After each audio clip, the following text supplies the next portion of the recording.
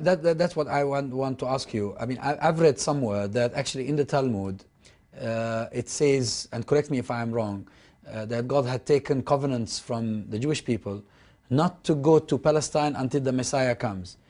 If that is true, then the Talmud cannot be the justification for Zionism. 100%.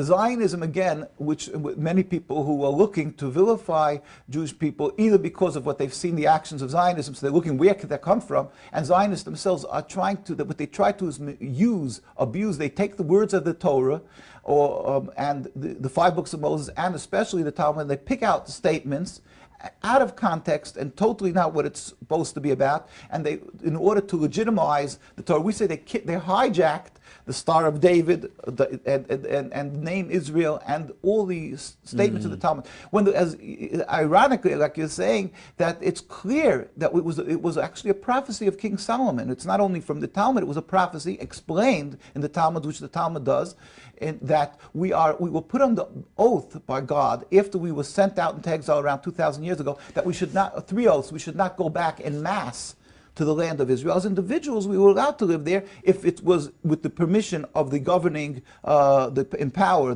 which the Turkish, or the ones before there, or the British mandate after. Well, today it should be with the permission of the Palestinian people. But basically, the 3 oaths are not to go back in mass, not to rebel against any nation. We have to be loyal in every country we're living in, and not to try to bring the end of exile in any manner whatsoever. So Zionism flies in the face of all that. But one more thing, Zionism flies in the face of every concept of the Torah. Like I said, the Torah is divided into that how you should treat your fellow human being. You're not allowed to kill, you're not allowed to steal, you're not allowed to oppress. In every facet of Zionism, they contradict the godliness, what the Torah is, yet they use the identity of the Torah, they wave the Torah as a deed to the land. So it was a